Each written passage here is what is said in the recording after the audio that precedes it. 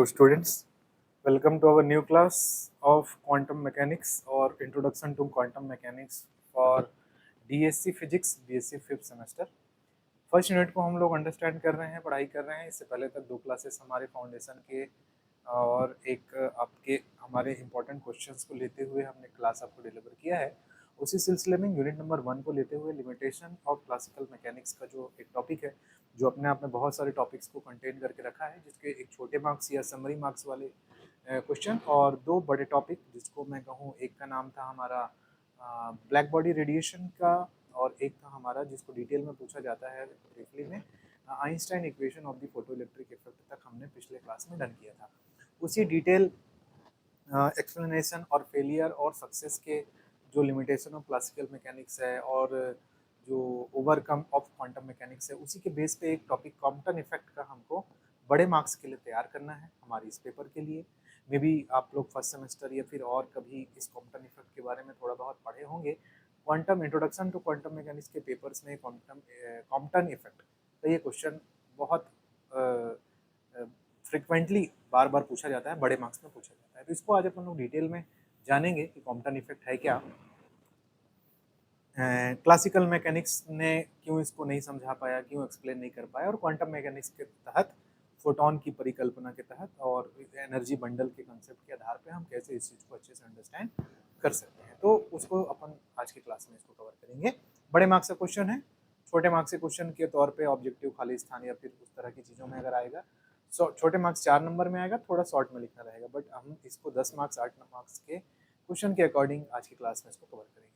तो सबसे पहले कॉम्पटन इफेक्ट क्या है? तो कॉम्पटन नाम है व्यक्ति का, इफेक्ट क्या है? तो वो एक है जैसे कोई रेडिएशन। अब रेडिएशन में जब भी कहूँ तो अंतरिक्ष के किसी भी ऊर्जा उत्पन्न करने वाले पिंड से आने वाले विकिरण का मतलब रेडिएशन है। उसमें विभिन्न तरंगदैर्ध्य और विभिन्न फ्रिक्वेंसीज के अलग अलग प्रकार के तरंगे हो सकती हैं, ठीक। और क्वांटम अवधारणा के आधार पे हम उसको मानते हैं कि वो छोटे छोटे पैकेट या क्वांटा से मिलकर बना है, और एडवांस क्वांटम में जाएंगे तो हम उसको इस तरह से ट्रीट करेंगे कि उसके साथ साथ एक वेव भी एसोसिएटेड होती है। तो रेडिएशन, किसी भी प्रकार का रेडिएशन पदार्थ की विभिन्न टाइप जैसे ठोस, द्रव, गैस किसी पर भी आपतित होती है, तब जो विकिरण है विभिन्न दिशाओं में प्रकीर्णित होती है, स्कैटर्ड होता है, स्कैटरिंग बोलते हैं जिसको। तो वो फैलता है, चीजों से टकरा के उसका अलग अलग दिशाओं में फैलना। जैसे इसका सबसे अच्छा एग्जाम्पल है कि पानी से, जो समुद्र पृथ्वी पे 70% एरिया में पानी है, उससे जो सनलाइट से आने वाली रेस का जो यूवी या फिर ब्लू वाला एरिया जो है ज़्यादा प्रकर्णित होता है पानी के मॉलिक्यूल से टकरा के, इसलिए आपको आसमान का रंग नीला दिखाई देता है। तो ये प्रकीर्णन है, ठीक। तो किसी भी टाइप के रेडिएशन से विभिन्न दिशाओं में प्रकीर्णन होता है। यहाँ पे कॉमन नॉर्मल रेडिएशन की बात हो रही है। अब अगर हम लोग रेडिएशन के इस एक स्पेसिफिक वेवलेंथ या फ्रीक्वेंसी वाले वेव की बात करें, जिसका नाम यहाँ पर एक्सरे है, मतलब जो एक्स किरणें जनरली जो मेडिकल फील्ड में यूज होता है, इंडस्ट्रियल फील्ड में यूज होता है, वही मोनोक्रोमेटिक एक्सरे एक टाइप का जो वेवलेंथ और फ्रीक्वेंसी का जो रेडिएशन है, उसको यदि हम लोग किसी विशेष टाइप के पदार्थ जैसे ठोस, द्रव, गैस में से भी एक स्पेसिफाई कर दिए कि कार्बन पर यदि हम लोग उसको फॉल आउट कराते हैं, आपतित कराते हैं, तो वो विकिरण जो है दो भागों में बढ़ जाता है, दो कंपोनेंट में बढ़ जाता है। एक कंपोनेंट को बोलते हैं अनमॉडिफाइड रेडिएशन, मतलब बिना परिवर्तन, कोई परिवर्तन, जिसकी तरंग दैर्ध्य जो है आपतित विकिरण के ही समान होती है, मतलब जैसा इंसिडेंट लाइट पदार्थ पे पड़ा, सेम फ्रीक्वेंसी और सेम वेवलेंथ का वो वाला विकिरण हमको प्रकीर्णित होकर एक पर्टिकुलर दिशा पे मिलता है, जो कि आपतित विकिरण की दिशा में ही प्राप्त होता है। जिस दिशा में आपका लाइट आ रहा था उसी दिशा में आपको प्राप्त होता है। और एक होता है मॉडिफाइड रेडिएशन, ये जिसकी तरंग दैर्ध्य आपतित विकिरण की तरंग दैर्ध्य से अधिक होती है। तो सबसे मेन चौंकाने वाली बात ना, इसका अधिक होना है। ऐसे ये अधिक होना है, अधिक क्यों होता है उसी चीज को क्लासिकल मैकेनिक्स नहीं समझा पाया। जैसे मैं सिंपली आपसे कहूं कि ये कांच का सरफेस है, ठीक, इस तरफ एयर है, इस तरफ वाटर है, या दो मीडियम है मान लीजिए, और ये कांच का सरफेस है। अब कोई लाइट वेव इसमें इस तरह से आपतित हुई, और ये कांच का ट्रांसपेरेंट जो आपका प्लेट है, तो लाइट वेव इससे जो है पारगमित हो जाएगी, ऐसे ट्रांसमिट होगी, इधर जाएगी, ठीक। तो ये अनमॉडिफाइड रे है, लाइट के तौर पे मैं ले रहा हूँ ना, जैसे ये अनमॉडिफाइड रेडिएशन मतलब जिसकी तरंग दैर्ध्य आपतित विकिरण के ही समान होती है। तो इस तरफ जो आगे बढ़ा है उसकी तरंग दैर्ध्य और उसकी जो दिशा है वो ये जो आ रहा था उसी के समान होती है।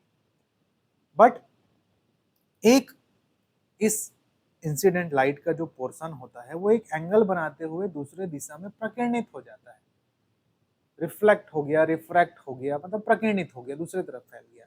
तो भाई अगर हम लोग नॉर्मल क्लासिकल मैकेनिक्स में, क्लासिकल फिजिक्स में ये मानते हैं कि अगर ये मेन तरंग है तो इस वाले तरंग की तीव्रता जो है, इस वाले तरंग की तरंग दैर्ध्य जो है, जो वेवलेंथ है, इससे हमेशा कम होना चाहिए।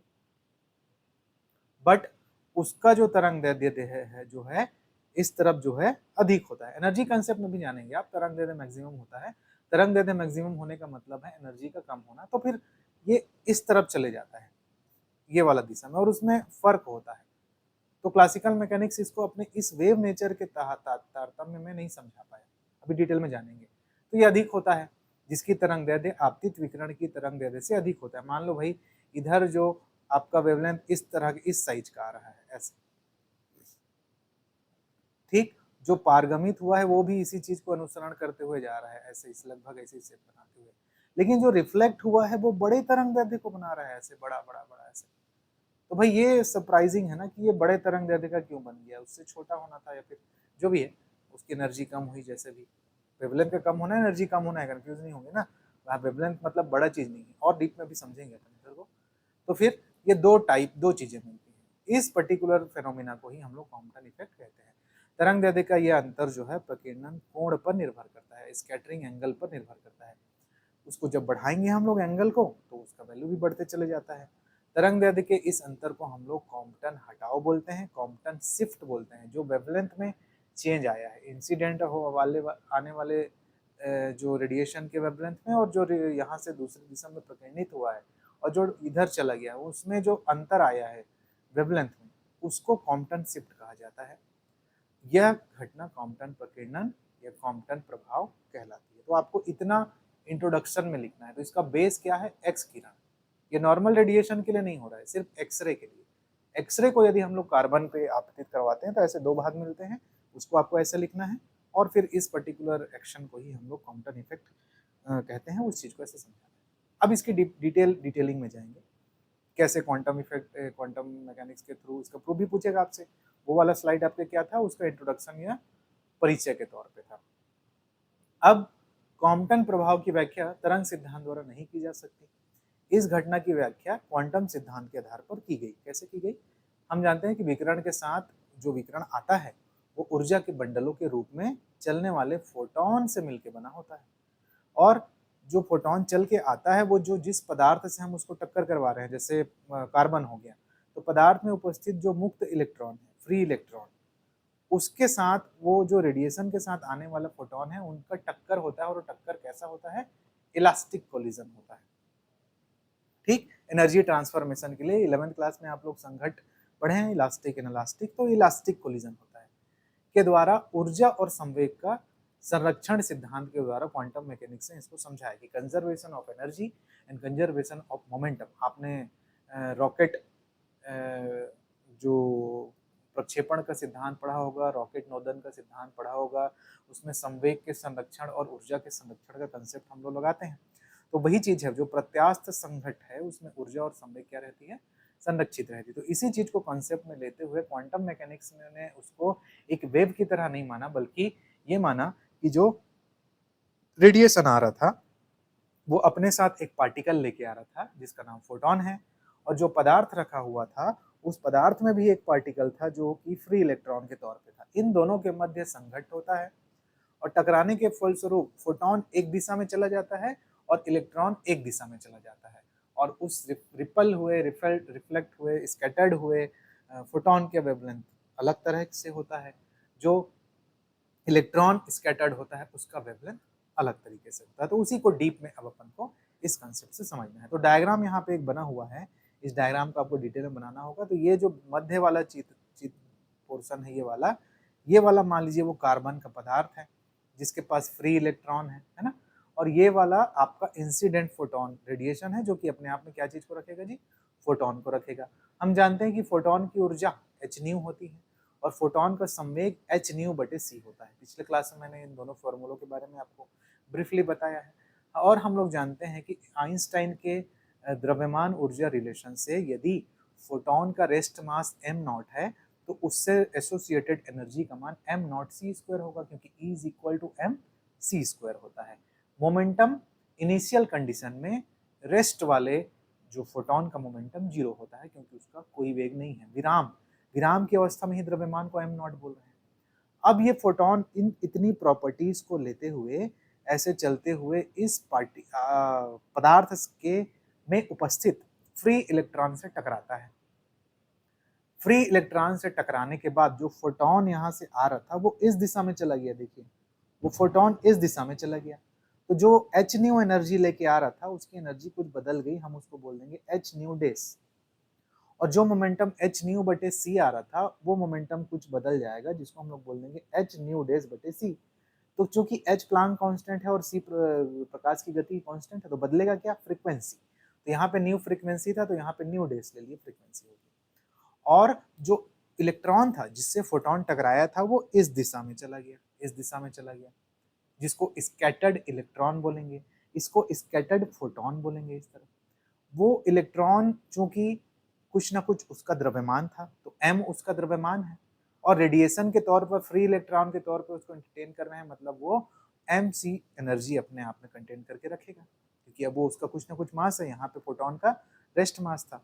मोमेंटम क्या होता है, संवेग क्या होता है, द्रव्यमान गुणित वेग। तो मान लेते हैं वो जो इस दिशा में स्कैटर्ड इलेक्ट्रॉन हुआ है उसका वेग स्मॉल v था, तो इलेक्ट्रॉन का द्रव्यमान और उसका वेग मिला के हमको उसका मोमेंटम मिल जाएगा। अब यहाँ पर जो मोमेंटम है और जो एनर्जी है उसको हम लोग डिफरेंट कंपोनेंट फॉर्म में डिस्ट्रीब्यूट करेंगे। एक हॉरिजॉन्टल कंपोनेंट होता है और एक होता है वर्टिकल कंपोनेंट। तो भाई यहाँ से जो एनर्जी चली थी वो एच न्यू है, और इस तरफ जो एनर्जी चली है आपका वो एच न्यू डेस है फोटोन के लिए। ठीक, तो टोटल संवेग और टोटल एनर्जी ये किस तरीके से निकालेंगे, तो संवेग आफ्टर इलास्टिक कोलिजन कितना है, एच न्यू डेस बटे सी। तो फोटोन जिस एंगल को बनाते हुए इस दिशा में जाता है वो फाई है, और इलेक्ट्रॉन जिस एंगल को बनाते हुए स्कैटर्ड होता है वो थीटा है, इस तरीके से। तो भाई मोमेंटम फोटोन के पास है यहाँ पर, उसका मान है एच न्यू डेस बटे सी।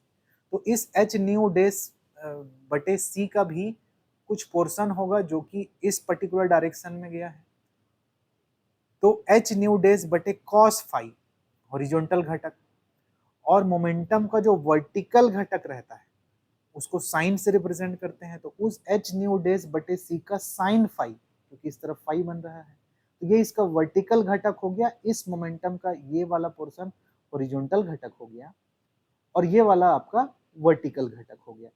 सिमिलरली थीटा एंगल के अकॉर्डिंग इलेक्ट्रॉन का जो मोमेंटम था वो एम वी है, तो उस एम वी का जो कॉस थीटा वाला पार्ट होगा वो हॉरिजॉन्टल घटक कहलाएगा, तो एम वी कॉस थीटा। और उसी मोमेंटम का एक वर्टिकल घटक होगा जिसको एम वी साइन थीटा बोलेंगे, जिसको यहाँ से अपन रिप्रेजेंट करेंगे। तो ये diagram is very important for explaining our Compton effect. आपको इसको बनाना पड़ेगा डिटेल, ठीक है। तो ये सारी चीजें हमने समझा दी हैं। अब थोड़ा सा आप इसको एक्सप्लेन करेंगे कि भाई विकिरण के साथ आने वाला जो फोटोन है, जो पदार्थ जिसको प्रकीर्णक भी बोलते हैं, कभी कभी स्कैटर भी बोलते हैं, परावर्तित होता है, तो अपनी कुछ ऊर्जा और संवेग को प्रकीर्णक के परमाणु से मुक्त होने वाले इलेक्ट्रॉन को उत्सर्जित करने के लिए दे देता है। फलस्वरूप फोटोन की ऊर्जा और संवेग में कमी आ जाती है, क्योंकि अपना एनर्जी वो ट्रांसफर कर रहा है। मतलब फोटोन की तरंग दैर्ध्य लैम्डा बढ़ जाती है। अब ध्यान रखेंगे, ऊर्जा में कमी होना मतलब तरंग दैर्ध्य का बढ़ जाना, ऊर्जा में बढ़ोतरी होना मतलब तरंग दैर्ध्य का घट जाना, आवृत्ति का बढ़ जाना। ठीक, इस चीज को आप बहुत ध्यान से रखिएगा। तरंग दैर्ध्य ऐसा है और तरंग दैर्ध्य ऐसा है, तो इसकी ऊर्जा ज्यादा है ना, इसकी फ्रीक्वेंसी ज्यादा है, इसकी फ्रीक्वेंसी कम है। तो यहाँ पे फोटोन की ऊर्जा और संवेग में कमी आ रही है। मतलब फोटोन जो इतने तेजी से दौड़ते दौड़ते आ रहा था उसकी एनर्जी में कमी आ रही है, मतलब वो धीरे दौड़ेगा तो उसका वेवलेंथ बढ़ जाएगा। तो वही चीज यहाँ पे कहा गया है कि उस अर्थात फोटॉन की तरंगदैर्घ्य लैम्डा बढ़ जाता है। इस प्रक्रिया से उत्सर्जित मुक्त इलेक्ट्रॉन को प्रतिक्षिप्त इलेक्ट्रॉन कहते हैं, रिकॉइल्ड इलेक्ट्रॉन कहते हैं, जो इस तरफ है ना, कभी कभी उसको स्कैटर्ड इलेक्ट्रॉन भी बोल देते हैं, तो कंफ्यूज नहीं होंगे इस प्रक्रिया में। तो अब दो चीजें हुई थी, आने वाला फोटोन किससे टकरा रहा है, जाके इलेक्ट्रॉन से टकरा रहा है। ठीक, इस चीज को बहुत ध्यान से आप समझिएगा, ये वेव नेचर के तरफ नहीं है कि सतह में माध्यम है और वेव आ रहा है। ये सेम कंसेप्ट बाद में लेजर या मॉडर्न फिजिक्स का जो पेपर आप सॉलिड स्टेट फिजिक्स का आने वाले सेमेस्टर में पढ़ेंगे, तो आप लोगों को लेजर भी डीप में पढ़ना रहेगा। तो लेजर का भी सेम फंडा इसी तरीके से फोटोन के थ्रू इलेक्ट्रॉनों की टक्कर या विभिन्न प्रकार के पदार्थों के मटेरियल के परमाणुओं में रहने वाले इलेक्ट्रॉनों से टक्कर के थ्रू हम लोग different type of laser lights produce करते हैं, वहां पे आएगा। तो कुछ ये सीन अब आपको इतना मैंने जो समझाया है उसमें समझ में आ गया होगा। आप माइंड में इस चीज को इमेजिन भी कर सकते हैं कि किस तरह से चीजें यहाँ पे घट रही हैं। अब हमें कुछ चीजों को यहाँ पे समझते हुए एक मैथमेटिकल एक्सप्रेशन इस कॉम्पटन शिफ्ट के लिए डिराइव करना है। कुछ चीजों को और समझते हैं। अणु के साथ जो इलेक्ट्रॉन बंधा होता है ना, जो न्यूक्लियस की बाइंडिंग एनर्जी के साथ जो न्यूक्लियस नाभिक होता है, उसके बंधन में उसकी जो ऊर्जा होती है इलेक्ट्रॉन वोल्ट में 10 इलेक्ट्रॉन वोल्ट होता है लगभग। जबकि जो फोटोन एक्सरे के साथ आता है, विशेष किरण ना, रेडिएशन का भी एक विशेष टाइप एक्सरे, एक्सरे किरणों में जो फोटोन आता है ना, उसका एनर्जी लगभग 10 किलो इलेक्ट्रॉन वोल्ट होता है। और किलो का मतलब आप समझते हैं ना, 1000 गुना। तो ये 10 इलेक्ट्रॉन वोल्ट का ये 1000 गुना एनर्जी लेके आता है, कौन, फोटोन। तो फोटोन ज्यादा तेजी से चल के आ रहा है। इस प्रकार हम ये मान सकते हैं कि जो पदार्थ का इलेक्ट्रॉन को, जो पदार्थ में इलेक्ट्रॉन होगा उसको हम लोग फ्री और स्टेशनरी मान सकते हैं। मतलब 10 इलेक्ट्रॉन वोल्ट का जो इलेक्ट्रॉन है जो नाभिक के साथ बंधा हुआ है, वो लगभग फ्री है और स्टेशनरी है, रुका हुआ है, ये मान सकते हैं। उससे 10 किलो इलेक्ट्रॉन वोल्ट मतलब 10 का 1000 गुना एनर्जी लेके आता हुआ जो एक्सरे का फोटोन है वो आके टकराएगा। तो इलेक्ट्रॉन टकराएगा मतलब एक ऑब्जेक्ट को स्थिर रहना होगा। इसीलिए जो नाभिक के साथ बंधा हुआ इलेक्ट्रॉन है उसको स्टेशनरी और फ्री लगभग माना जाता है, ताकि वो वहां से एनर्जी एब्जॉर्ब करके फिर से कंप्लीटली फ्री टाइप का मूव करे। इसीलिए इसको इलास्टिक कोलिजन कहा जाता है, क्योंकि जब फोटोन आके इलेक्ट्रॉन से टकराएगा तो अपनी ऊर्जा और संवेग का ट्रांसफॉर्मेशन वो करेगा, एक्सचेंज आउट करेगा। तो इस प्रकार इलेक्ट्रॉन और फोटोन के मध्य होने वाले कौन से प्रकार के संघट्ट से जी, इलास्टिक संघट्ट से, प्रत्यास्थ कोलिजन से ही हमको कॉम्पटन इफेक्ट के जो आउटपुट्स हैं वो मिलते हैं। क्या मिलता है हमको, ये जो संघट्ट होगा यहाँ पे डायग्राम में जो दिया हुआ है, ये जो कोलिजन होगा उसके बाद हमें क्या मिलेगा, तो एक तो एनर्जी का कंजर्वेशन मिलेगा और एक मोमेंटम का कंजर्वेशन मिलेगा। तो बस वही सिंपल तरीके से अपन को सॉल्व करना है। इस प्रक्रिया के फलस्वरूप हमें क्या मिलेगा जी, कंजर्वेशन ऑफ एनर्जी मिलेगा।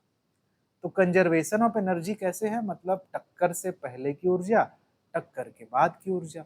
तो टक्कर से पहले की ऊर्जा क्या क्या है, डायग्राम में सारा चीजें इसीलिए मेंशन कर दिया गया है। फोटोन एनर्जी लेके आ रहा था जी एच न्यू, और फोटोन की रेस्ट मास एनर्जी होती है एम नॉट सी स्क्वायर। ये दो चीजें हैं, तो टोटल एनर्जी है, दोनों जुड़ जाएंगे। टक्कर के बाद एनर्जी है h new not, new days photon की, और टक्कर के पश्चात इलेक्ट्रॉन की ऊर्जा आइंस्टाइन रिलेशन से एम सी स्क्वायर। तो इस तरफ की ऊर्जा बराबर इस तरफ की ऊर्जा, क्योंकि ऊर्जा संरक्षित रहती है। तो एक्सप्रेशन को देखिए जरा आप, एच न्यू फोटोन लेके आ रहा था, m not C square rest mass energy है, एच न्यू डेस फोटोन की आफ्टर कोलिजन एनर्जी है, और एम सी स्क्वायर इलेक्ट्रॉन की एनर्जी है। ये एक्सप्रेशन क्लियर है आपको। अब एम सी स्क्वायर का वैल्यू निकालने के लिए हम लोग एच, ये इसको इधर ले जाओगे, ये वाले पद को, दोनों में से एच कॉमन आएगा, तो nu minus nu dash plus m not C square. अब थोड़ा सा एक्सपैंड करेंगे इसको, थोड़ा सा सिंप्लीफाई करने के लिए, दोनों पक्षों का अगर हम लोग वर्ग कर दें तो आपको ये टर्म कुछ इस तरीके से मिलेगा। स्क्वायर करने के बाद, दोनों पक्षों का स्क्वायर करने के बाद, तो स्टूडेंट यहाँ पे एक स्टेप ऐसा है, उसको ध्यान रखेंगे आप लोग। पहले मतलब दोनों पक्षों का वर्ग करूंगा ना तो ये ऐसे भी होगा, यहाँ पे एक स्टेप कम लिखा गया है, उसको आप अंडरस्टैंड करिएगा। दोनों पक्षों का वर्ग करूंगा तो पहले ऐसे होगा, और फिर ये है, और फिर इसका स्क्वायर है। तो ये लेफ्ट हैंड साइड तो आपको क्लियर समझ में आ रहा होगा कि ये तो भाई m square c to the power 4 बनेगा। ये पहले ए का वर्ग प्लस बी का वर्ग प्लस 2ab आएगा। तो ये ए का वर्ग जो है ये वाला है, और उसमें भी न्यू माइनस न्यू डेज का स्क्वायर होगा। तो ये वाला पूरा पद H square nu square minus 2 nu nu days plus nu days का होल स्क्वायर, ये इसके पद का मान है। प्लस इस वाले की वजह से ये 2ab होगा, तो 2h nu nu dash into m not C square, और प्लस बी का स्क्वायर मतलब एम नॉट स्क्वायर सी की पावर 4, ये हो गया, ये वाला पद मिल गया। तो ये इसको एक समीकरण नाम दे दिया आपने, समीकरण नंबर 1। ये सिंपल होगा, आपको ये मैथमेटिकल एक्सप्रेशन समझ में आ गया होगा। Now another conservation of, what is conservation of momentum का कंसेप्ट लगाना है। तो नाउ कंजर्वेशन ऑफ मोमेंटम, कितना मोमेंटम लेके आ रहा था जी फोटोन, डायग्राम में देखिए, एच न्यू बटे सी, जब इधर टकरा के, और इनिशियल में और कितना था, रेस्ट मास मोमेंटम था क्या, नहीं तो जीरो था। उस तरफ क्या था मोमेंटम, एच न्यू डैश बटे सी और एम वी। तो इस एच न्यू डैश बटे सी को हॉरिजॉन्टल डायरेक्शन में और वर्टिकल डायरेक्शन में बांटे हैं, वैसे ही इस एम वी को भी हॉरिजॉन्टल डायरेक्शन में और वर्टिकल डायरेक्शन में हम बांटे हैं। तो कंजर्वेशन ऑफ मोमेंटम जब आप बनाओगे तो इस चीज का ध्यान रखेंगे। अब कंजर्वेशन ऑफ मोमेंटम एक बार हमें देखना है अलोंग द एक्स एक्सिस क्षैतिज दिशा में, और एक बार हमें देखना है अलोंग द वाई एक्सिस। तो भाई एच न्यू बटे सी, जो टक्कर के बाद एच न्यू डेस बटे सी का कॉस फाइव पार्ट और प्लस एम वी का कॉस वाला पार्ट, क्योंकि कॉस हॉरिजॉन्टल या एक्स दिशा को प्रदर्शित करता है, तो ये दोनों मिल के हॉरिजॉन्टल घटक बने। और ये वाला मोमेंटम जीरो है इस तरफ, वो उसके उस तरफ जब जाएगा तो इस तरफ जो जीरो था वो एच न्यू डेस का साइन फाइव पार्ट, क्योंकि वर्टिकल डायरेक्शन का था, minus m v sine theta. क्यों, क्योंकि ये दोनों एक दूसरे के विपरीत दिशा में है, ध्यान दीजिएगा। ये तो एक्स एक्सिस के डायरेक्शन में ही जा रहा था, लेकिन ये एच न्यू डैश बटे सी साइन फाई इस दिशा में है और एम वी साइन थीटा इस दिशा में, तो एक दूसरे से विपरीत है, तो बीच में माइनस साइन लगा है। तो छोटी छोटी चीजें हैं, थोड़ा सा केयरफुल आपको रहना पड़ेगा। तो आपको ये एक्सप्रेशन मिलेगा, इक्वेशन नंबर ये वाला। तो ये एक एक्सप्रेशन एक्स अलोंग एक्सिस के अकॉर्डिंग है, ये अलोंग वाई एक्सिस के अकॉर्डिंग है। तो इसको अगर हम लोग पक्षांतर कर लेंगे इस तरफ, तो एम वी सी, यहाँ पर सी का त्रिया गुणा कर लोगे आप, तो m v c sine theta h nu dash sine phi, यहाँ से एक एक्सप्रेशन मिल गया। ये समीकरण 2 है, ये समीकरण 3 है। थोड़ा सा हमें मैथमेटिकल टर्म्स को विलोपित करना है समीकरण 1 से, तो इसको समीकरण 2 और 3 को हम वर्ग करके जोड़ते हैं हल करने के लिए। ये स्टेप्स आप बनाएंगे तो आपको याद रहेगा, एक जो तरीका है वो है यहाँ पर। तो समीकरण 2 और 3 का वर्ग करके जोड़ने पर आपको एक पक्ष में तो ये मिलेगा m square v square c square sine phi, और यहाँ से m square v square c square sorry sine square theta, m square v square c square cos square theta, जो कि इंडेंटिटी से 1 हो जाएगा। तो एक तरफ सिर्फ ये बचेगा, राइट हैंड साइड में इसका स्क्वायर और इस वाले टर्म का स्क्वायर। तो इसका स्क्वायर करेंगे आप स्टूडेंट, तो ये दो पद हैं, थोड़ा सा विस्तार करना पड़ेगा इसको। तो H square nu square minus 2 nu nu days cos phi plus nu days का whole square cos square phi, ये वाला टर्म हो गया, और plus H square nu square sine square phi, ये वाला पद। तो भाई ये cos square phi sine square वाला फाई दोनों फिर इकट्ठा होके 1 हो जाएंगे अगर हम लोग न्यू स्क्वायर को कॉमन निकालें। तो फिर देखते हैं अगले स्टेप में क्या बचेगा। तो देखिए वो ये 1 होने के बाद आपको ये मिलेगा समथिंग ऑफ दैट। तो ये इक्वेशन नंबर 4 हो गया, ये इक्वेशन नंबर 4 हो गया। तो मोमेंटम के दोनों इक्वेशंस के हेल्प से हम लोग इक्वेशन नंबर 4 पाए, जो कट पिट के आएगा। वो जो इक्वेशन नंबर 1 था हमारा, ये वाला जो 1 मेन इक्वेशन जो कंजर्वेशन ऑफ एनर्जी के थ्रू निकल के आया था उसमें, और इसका हेल्प करके अपन कुछ चीजें और कैलकुलेट करेंगे। तो equation number 4 minus 1, equation number 4 में से 1 को माइनस कर देते हैं, ठीक। गति की मात्रा का जो रिजल्टेंट इक्वेशन आया है उसमें से आपके एनर्जी का जो टॉपिक टर्म था उसको माइनस कर देते हैं। तो 4 माइनस 1 कर रहे हैं, ध्यान समझेंगे। 4 के एक तरफ क्या है, m square v square c square, और इक्वेशन नंबर 1 के एक तरफ क्या है, देखिए जरा, एम स्क्वायर सी की पावर 4। तो इन दोनों में माइनस होगा तो कुछ कॉमन निकल जाएगा, एम स्क्वायर सी स्क्वायर, जो बचेगा उसको ब्रैकेट में लिखेंगे। सिमिलरली ये वाले टर्म को पूरा माइनस करेंगे, इक्वेशन नंबर 4 से कर रहे हैं, तो 4 माइनस 1, तो ये पूरे टर्म के साथ। तो ये देखिए M square c square common लिए हैं, तो सी स्क्वायर माइनस वी स्क्वायर, और ये पूरा कटने पिटने के बाद ये पीछे बचेगा, ये ऐसे आएगा। अब चूंकि हम लोग जानते हैं कि हमारे पूरे एक्सप्रेशन में इस तरफ एम नॉट है, और हम लोग रिलेटिविटी से जानते हैं कि किसी भी पदार्थ का जो वास्तविक मास होता है वो रिलेटिविस्टिक टर्म पे m not under root 1 minus v square बटे सी स्क्वायर होता है। ये आप लोग फर्स्ट सेमेस्टर में पढ़े होंगे या फिर और छोटे क्लासेस में आप पढ़े हैं कि हम लोग रिलेटिविस्टिक मास निकालते हैं, रिलेटिविस्टिक वेलोसिटी निकालते हैं, रिलेटिविस्टिक टाइम भी निकालते हैं। तो फिर यहाँ पे हमारे इस एक्सप्रेशन में हम लोग इस एम स्क्वायर के जगह एम नॉट के पदों में चीजों को पुट करेंगे। तो एम स्क्वायर का मान एम नॉट का स्क्वायर बटे 1 माइनस वी स्क्वायर बटे c square under root cut जाएगा, क्योंकि एम का स्क्वायर करना है। ये सी स्क्वायर अपने जगह पर है, ये सी स्क्वायर माइनस वी स्क्वायर, और इस तरफ के जो पद हैं उसमें से प्लस और माइनस को थोड़ा सा जमा के हम लिख लेते हैं। तो वहां से आपको मिलेगा कि ये वाला पद पहले लिखा गया, ये वाला पहले लिखा गया, ये 2h nu minus nu not या nu days M not C square वैसे ही लिखा है। इस माइनस वाले टर्म को मैंने ऐसे लिख लिया, ये पद है। यहाँ तिर्यक गुणा होगा स्टूडेंट, आपको दिख रहा है ये वाला पद, ये जो क्रॉस मल्टीप्लाई होगा उससे कट जाएगा, और ये सी स्क्वायर ऊपर पलट कर सी की पावर समथिंग ऑफ एक टर्म बन जाएगा, एम नॉट सी की पावर 4 बन जाएगा। उस एम नॉट सी की पावर 4 से ये वाला टर्म कट जाएगा स्टूडेंट, दोनों तरफ का है ना, ये पूरा मतलब ये पूरा, यहाँ से ये कटेगा फिर ऊपर जाएगा तो ये कट गया, तो बचा क्या, ये वाला टर्म बचा। तो ये लिखा हूं मैं यहाँ पर, और ये वाला टर्म बचा माइनस में, जो कि इस तरफ 0 हो चुका है तो पक्षांतर होकर प्लस में हो जाएगा, ऐसे ये हमने लिख दिया। अब हमें ये फ्रीक्वेंसी शिफ्टिंग की चीजें कुछ निकालनी है, तो न्यू माइनस न्यू डेस बटे ये न्यू डेस ये वाला, और बाकी सारी चीजों को एक तरफ लिख लिया गया है। तो और h भी कट जाएगा ना, एक तो h कट जाएगा, कंफ्यूज नहीं होंगे, ये h कट गया, तो h 1 माइनस कॉस फाई बटे एम नॉट सी स्क्वायर ये वाला पद। अब ये न्यू माइनस न्यू डेस बटे न्यू डेस ये वाला, और फिर ये दोनों के बटे में जाएगा, तो ये टर्म आपको समझ में आ रहा होगा, ऐसा आएगा। और ये c एक तो c ले जाके यहाँ लिखेंगे, तो c बटे न्यू डेस माइनस c बटे न्यू, और हम जानते हैं कि तरंग दैर्ध्य और वेग में क्या रिलेशन होता है, तो lambda is equal to c by nu. पिछले क्लासेस में इसके बारे में हमने जाना है, आपको ये सारी छोटी छोटी चीजें याद रख के चलनी है, उपयोग होता है। तो लैम्डा की जगह हम लोग सी बटे न्यू लिख सकते हैं। तो फाइनली सी बटे न्यू डेस को हम लिखेंगे लैम्डा डेस, और माइनस सी बटे न्यू को हम लोग लिखेंगे lambda. So is equal to h बटे एम नॉट सी ब्रैकेट में 1 माइनस कॉस फाई। सो हम लोग कंक्लूजन एक्सप्रेशन को प्राप्त करते हैं। तो यदि आवृत्ति न्यू और न्यू डेस के संगत तरंग दैर्ध्य लैम्डा और लैम्डा डेस हो, तो हम इस पर्टिकुलर एक्सप्रेशन को ऐसा लिख सकते हैं, देखिए लैम्डा माइनस लैम्डा डेस, इसके जगह लैम्डा डेस लिखेंगे, इसके जगह लैम्डा लिखेंगे, इज इक्वल टू, दोनों को हम लोग इस तरह से डिनोट करते हैं डेल्टा लैम्डा, ये है ना, ये डिफरेंस को निरूपित करता है। इस तरह क्या मिलेगा, h m not c 1 minus cos phi. तो ये जो एक्सप्रेशन निकल के आया, यह जो समीकरण है, यह कॉम्पटन शिफ्ट का समीकरण कहलाता है। ये आपका मेन एक्सप्रेशन है, जिसको आपको डिराइव करके लेके आना रहेगा उस 8 नंबर के साइज के 6 नंबर साइज के क्वेश्चन के लिए। यह समीकरण से स्पष्ट है कि कॉम्पटन प्रकीर्णन आपतित विकिरण के तरंगदैर्ध्य पर निर्भर नहीं करता है।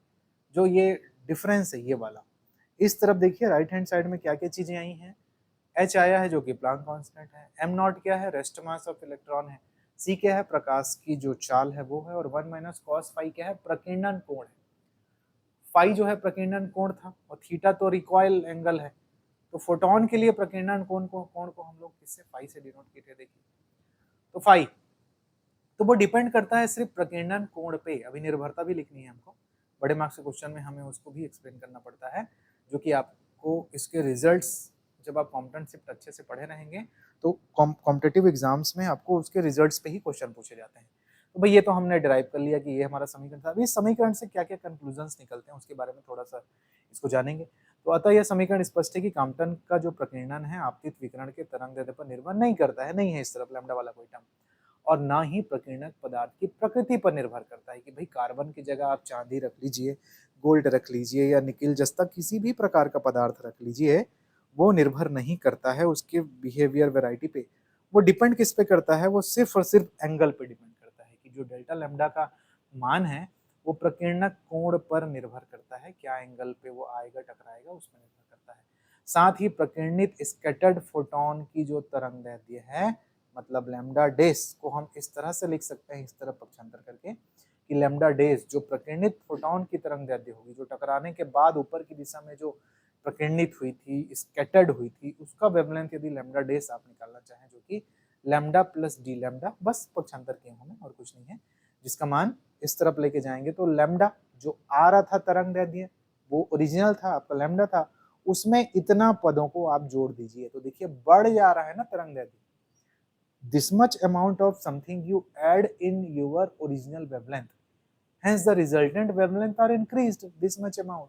h upon m not c under bracket में 1 minus cos phi, and what's the phi, the scattered angle और प्रकीर्णन कोण है। तो वेवलेंथ बढ़ती है मतलब एनर्जी कम होती है। तो इसके कुछ निर्भरताओं को बहुत फ्रिक्वेंटली परीक्षा में पूछा जाता है या उसके कंक्लूजन्स को, तो बस वही है, इस फॉर्मूले का ही है, उसको आपको लिख देना है। तो उसको अपन समझते हैं। तो देखिए कॉम्पटन हटाव कहते हैं इसको। इसे न्यूमेरिकल भी कभी कभी हायर लेवल के पेपर्स में पूछा जाता है। अगर आप कभी फिजिक्स को मेंस मानते हुए आईएफएस का पेपर या फिर आईएएस का पेपर फिजिक्स को मेंस लेते हुए लिखें, या डिफेंस सीडीएस का पेपर अगर आप दें कभी, जिसको कंबाइंड डिफेंस सर्विस कहा जाता है, जियो साइंटिस्ट का अगर आप पेपर दें, तो मे बी आपको इन डीप चीज़ों के बारे में वहाँ पे लिखना होता है।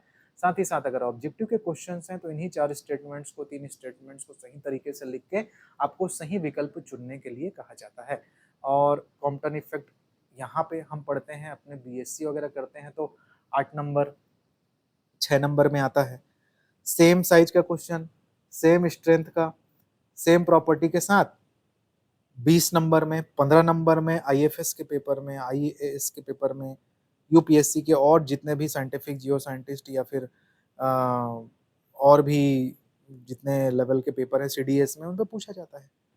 काम उतना ही रहता है, बट कॉन्सेप्ट आप आज बना के रख लिए रहेंगे तो लाइफ लॉन्ग काम आएगा, आप अच्छे से अच्छे एग्जाम्स को फाइट करेंगे। तो चलिए थोड़ा सा जल्दी से इसको कंक्लूड करता हूँ मैं।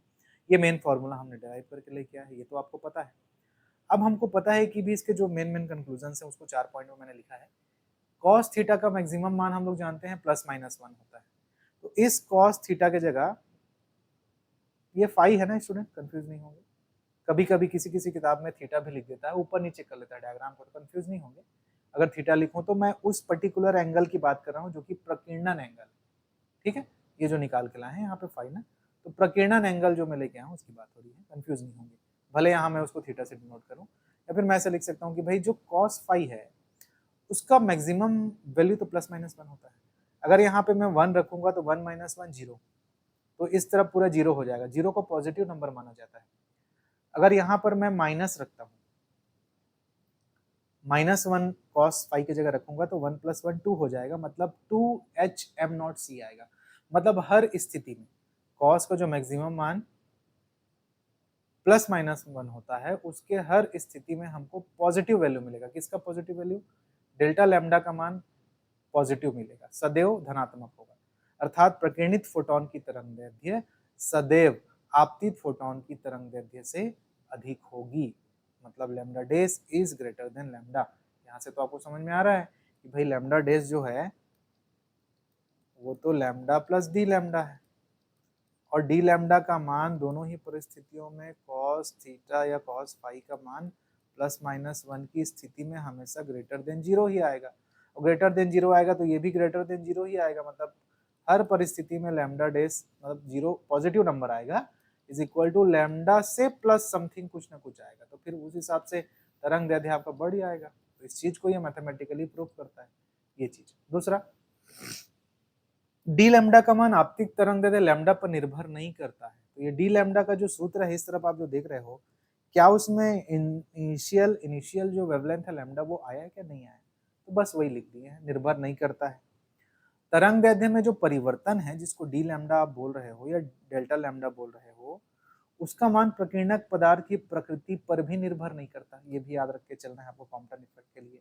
किसी भी टाइप का पदार्थ ले लो आप, आयरन ले लीजिए, कार्बन ले लीजिए, तो वो उस पर नहीं निर्भर कर रहा है, बल्कि किस टाइप के एंगल से वो प्रकीर्णित हो रहा है उस पर निर्भर कर रहा है।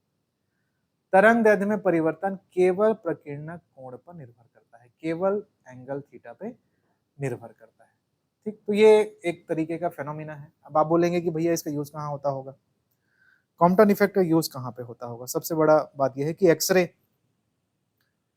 का टक्कर हो रहा है किसी पदार्थ से, तो हम क्या उसको कैसे करें? तो डिफेंस के फील्ड में बहुत ज़्यादा इसका यूज होता है।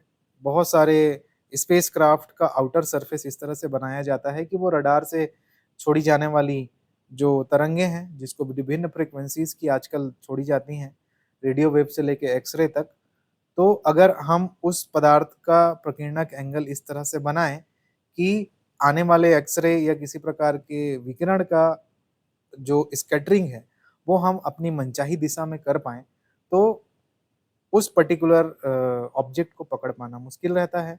ये एक तरह का वेव एंड ऑप्टिक्स का ही मॉडर्न फॉर्म है, जिसको क्वांटम फिजिक्स के तौर पे इसको अप्लाई किया जाता है। आप लोग बहुत बार न्यूज़ वगैरह में या साइंस एंड टेक्नोलॉजीज़ के नए इनोवेशंस के जीएस में आप इस चीज़ को जानते होंगे कि अमुक देश ने एक ऐसा प्लेन बनाया है जो किसी भी प्रकार के रडार सिस्टम या किसी भी प्रकार के ट्रैकिंग सिस्टम में को मात देते हुए ऑपरेशंस कंप्लीट कर सकता है। उसे किसी भी प्रकार के डिटेक्टिंग डिवाइसेस से नहीं पकड़ा जा सकता। किसी भी टाइप से आसमान में उसको डिटेक्ट करना लगभग नामुमकिन है। तो ये सारी टेक्नोलॉजीज़ रशिया के पास, चाइना के पास, यूएसए के पास, वो लोग बहुत इस पे काम करते हैं, तो बहुत उन्होंने डेवलप करके रखा हुआ है और अपने उस तरह के चीज़ों को वो लोग और जो अंडर डेवलप्ड कंट्री हैं, उनको वो उस तरह से बेचते हैं, बिक्री करते हैं और बहुत हायर लेवल पे अपने डिफेंस या फॉरेन सिक्योरिटीज़ के फील्ड में इन चीज़ों को डिप्लॉय करके रखते हैं। तो ये सारी चीज़ें हैं, आपको वहाँ पे काम आएँगी। फिलहाल आपका पर्पस जो 3 पर्पस मैं आपको कहूँ, पहला पर्पस है इसको अच्छे से अंडरस्टैंड करके पढ़ लेना ताकि आपके कांसेप्ट में थोड़ी-सी एक फाउंडेशन बने। छोटे मार्क्स के क्वेश्चन में आएगा बीएससी के पेपर में तब कैसे लिखेंगे? बड़े मार्क्स के क्वेश्चन में आएगा बीएससी के पेपर में तब कैसे लिखेंगे? वो सारा चीज़ इसी में इंक्लूड है। आपको बोला जाएगा कि कॉम्पटन इफ़ेक्ट से आप क्या समझते हैं? क्लासिकल मैकेनिक्स से क्यों इसे एक्सप्लेन नहीं किया जा सका और क्वांटम मैकेनिक्स ने किस प्रकार इसकी सही व्याख्या की, उसके बारे में आप विस्तार से समझाइए 8 या 10 मार्क्स के क्वेश्चन के अकॉर्डिंग। और तीसरा उद्देश्य आपका ये रहेगा कि अगर आप इस फिजिक्स के फील्ड में पढ़ते हुए विभिन्न प्रकार की परीक्षाएं जो कॉम्पिटिटिव हैं, बड़ी परीक्षाएं हैं, उस पे अगर आप फाइट करते हैं तो ये कंक्लूजन्स की चीज़ें जो कॉम्पटन के फॉर्मूले से निकल के आती हैं, उसका एक फाउंडेशन आपके दिमाग में रहेगा, तो आप वहाँ के भी प्रॉब्लम्स को अच्छे से सॉल्व कर पाएंगे। और थोड़ा डीप जाएंगे आप लोग, जैसे डिफरेंट टाइप के एंट्रेंस एग्जाम्स में कहूँ कि बार्क हो गया, भाभा एटॉमिक रिसर्च सेंटर में जो एग्ज़ाम होगा, वहाँ के साइंटिस्ट बनने के लिए, जूनियर साइंटिस्ट बनने के लिए, सीनियर साइंटिस्ट बनने के लिए, इसरो के बहुत हायर लेवल के किसी पोस्ट के लिए अगर आप अप्लाई करेंगे फिजिक्स के फील्ड पे, तो हो सक उस समय यहाँ पे इसी कॉम्पटन के फॉर्मूले पे बेस्ड न्यूमेरिकल आपसे पूछा जाता है। जो छोटे-छोटे जो दशमलव वाले क्वेश्चंस होते हैं, वो सारी चीज़ें वहाँ के एंट्रेंस के पेपर में आता है। एयरफोर्स के अगर आप एंट्रेंस एग्ज़ाम देते हैं, एफकेट का एक पेपर होता है, पायलट बनने के लिए उसकी एक स्क्रीनिंग होती है। वो उस एग्ज़ाम अगर एक पर्टिकुलर साइंस फील्ड के स्टूडेंट को जो बीएससी मैथमेटिक्स बैकग्राउंड का है, उसको पायलट के एग्ज़ाम के लिए एलिजिबल होता है वो, उसके लिए एक एफकैट करके पेपर होता है, एयरफोर्स के तरफ से ऑर्गेनाइज होता है। तो उसमें फिर सारे question numerical base, exact numerical base और इस तरह के स्टेटमेंट बेस के आपको मिलते हैं। तो वहाँ पे आपको अगर आपने ये फाउंडेशन बना लिया है तो आपको बहुत हेल्प होगा। तो ठीक है, ये लिमिटेशन ऑफ क्लासिकल मैकेनिक्स के फंडे को लेते हुए आज हमारा ये वाला सेक्शन आज मैं इसमें कंप्लीट करता हूँ, जिसमें से 3 बड़े टॉपिक हमने पढ़े हैं। आइंस्टाइन का फोटो इलेक्ट्रिक इफेक्ट का इक्वेशन, और कॉम्पटन इफेक्ट आज हमने पढ़ा, और ब्लैक बॉडी रेडिएशन को प्लांक के नियम से एक ठीक-ठाक सफिशिएंट अमाउंट में कैसे बड़े रूप में लिखेंगे, उसको हमने पढ़ा है। उसके बाद लिमिटेशन ऑफ क्लासिकल मैकेनिक्स को पॉइंट वाइज में भी हमने पढ़ लिया है। अब मैं क्वांटम मैकेनिक्स के अगले सेक्शन की ओर मूव करूंगा कि वेव पार्टिकल ड्यूअलिटी क्या होती है, उसको हम लोग हमारे अब आने वाले क्लास में अंडरस्टैंड करेंगे। तब तक आप लोग इतनी चीज़ों को जो मैंने आपको अभी तक डिलीवर किया उसको प्रिपेयर करके रखिए, क्योंकि ये छोटे से लेके बड़े से लेके बहुत बड़े टाइप के क्वेश्चन सब इसमें समाहित हैं आपके आने वाले करियर के हर पड़ाव के लिए। ये सिर्फ और सिर्फ आप सिर्फ बीएससी की तैयारी नहीं कर रहे हैं, आप अपने आप पे इन्वेस्टमेंट इस तरीके से करिए कि आने वाले समय पे भी आपको इससे अच्छा हेल्प मिले, अच्छा आउटपुट मिले और आप अच्छा सा अच्छा पोस्ट, अच्छा सा अच्छा जॉब रेपुटेटेड एरिया में आप अपने आप के लिए प्राप्त कर सकें। ठीक है? तो चलिए अगले क्लास में मैं बहुत जल्द आप लोगों से मिलता हूँ wave particle duality from the introduction to quantum mechanics unit number 1 से लेते हुए। Okay, thank you.